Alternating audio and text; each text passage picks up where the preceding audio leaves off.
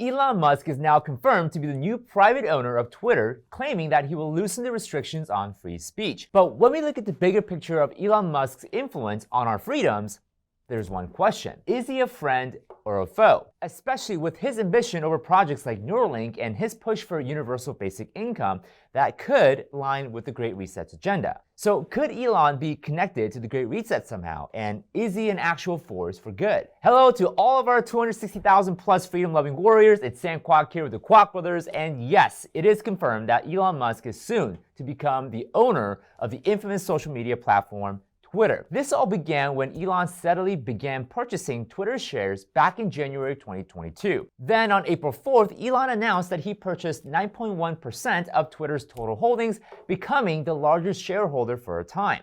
And as a few days ago, Twitter's board goes public to accept Elon's offer of $44 billion of a complete buyout of the company. And Elon has a list of changes he wants to make on Twitter. One particular example is to open up Twitter's algorithm to the public. Now, this isn't really all that special for us normal people, but for the first time, we get a complete transparency as to what Twitter does to make certain content viral or what content is underserved. We might, for the first time, be able to look to see if it's an algorithm that ultimately censors content, or is it an action of a real person behind a screen? Other known example is that Elon wants to quote-unquote launch a war against the bot armies. Now, there are thousands, if not millions, of fake accounts on Twitter that are programmed to respond to tweets on certain topics. Many times, these bots could influence certain conversation and sway people's belief. Basically, Skynet. It's in your nature to destroy yourselves. So ultimately, the central theme of Elon's changes to Twitter are to promote free speech by loosening rules and pulling back on the censorship, all the while eliminating the fake noise. Elon is quoted saying, "Free speech is the bedrock of functioning democracy, and Twitter is the digital town square where matters vital to the future of humanity are debated." Now, with that kind of speech, I can totally get behind him. And listen, I don't care if you are a Republican or a Democrat, a socialist or a capitalist. Everyone should be allowed to express their opinion. And it's in that freedom that gives all of us a choice, and the choice ultimately gives us power and meaning to who we are. So if I'm forced to say or do something, then did I really mean what I say or do? I mean, I'm pretty sure the people of North Korea chose Kim Jong-un as their supreme leader. I mean, right? So free speech is the cornerstone to how the best of the best ideas emerge, and that's what I believe Elon stands for. So in one hand, Elon is a supporter of free speech and believes that government should impose its will on the people.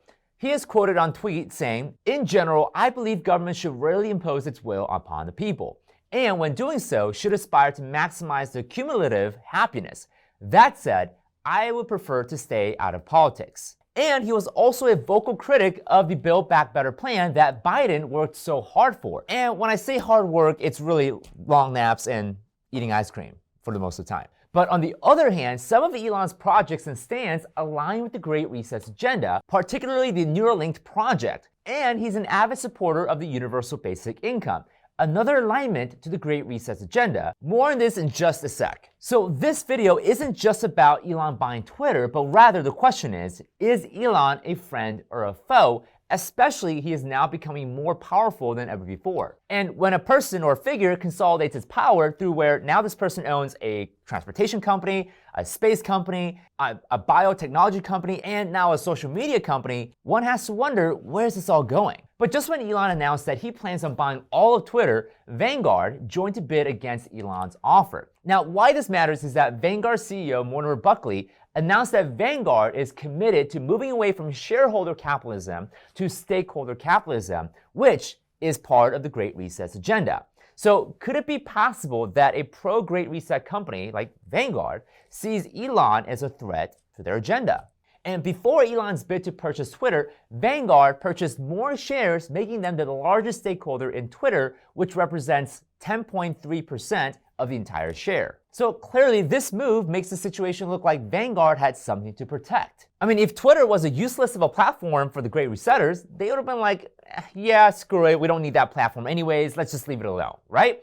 But it's clear that Vanguard wanted to take hold of Twitter as a communication and propaganda platform for the agenda. So I believe that they definitely had a plan for the platform, and they definitely wanted to protect it from a private individual like Elon Musk. What's more is that the European Union came forward to say that they plan to ban Twitter altogether if Elon chooses to loosen the rules on free speech. And we all know that the majority of the EU leaders are for the Great Reset, as their own Council President Ursula von der Leyen is part of the Great Reset in the World Economic Forum. So organizations and government bodies that are pro-Great Reset are trying to ward off Elon's influence. So could Elon be an actual friend of freedom, transparency, and a force against tyranny? But then again, we see other evidences that suggest that Elon might be aligned with the Great Reset's agenda, and here they are. Now, one example that I mentioned is the Nuralink project, which promises an evolution in the technology that pretty much allows humans to become cyborgs. Now, of course, Elon's promise of Nuralink is to help restore sight of the blind,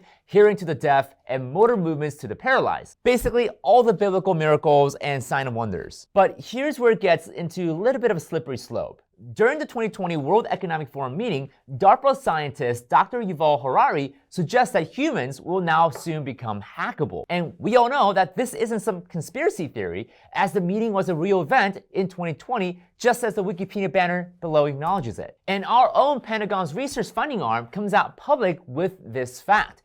Of course, Pentagon claims that they will use this technology to treat mental health issues like thoughts that lead to suicide. But you and I know that Pentagon's gonna figure out how to weaponize this technology. I mean, come on, we're not stupid or anything. Dr. Harari is quoted saying, "The power to hack human beings can of course be used for good purposes, like providing much better healthcare. But if this power falls into the hands of a 21st century Stalin, the result will be the worst totalitarian regime in the human history." Right it is. So here's where I'm going with this. If a technology like the Neuralink is developed where literal microchip processors are installed onto our own brains, wouldn't it be malleable for a literal hacking, just like what Dr. Harari is suggesting? I mean, can you imagine some evil forces hacking your sight, movement, and even your hearing? I mean, imagine waking up one day and out of the blue, you find yourself doing the North Korean army march in front of Klaus Schwab's Imperial Palace. So if Elon is indeed developing the technology, while the promise is good in nature, it comes at the cost that such technology can fall into the wrong hands under an evil dictatorship. I mean, just listen to this other quote by Dr. Harari. Just imagine North Korea in 20 years where everybody has to wear a biometric bracelet which constantly monitors your blood pressure, your heart rate, your brain activity 24 hours a day. You listen to a speech on the radio by the great leader, quote unquote, and they know what you actually feel. You can clap your hands and smile, but if you're angry, they know you'll be in the gulag tomorrow morning. Scary, isn't it? But something else that Elon supports and have been vocal about is the idea of universal basic income, which is another bedrock agenda to the Great Reset. One Business Insider article quotes Elon saying, essentially in the future, physical work will be a choice.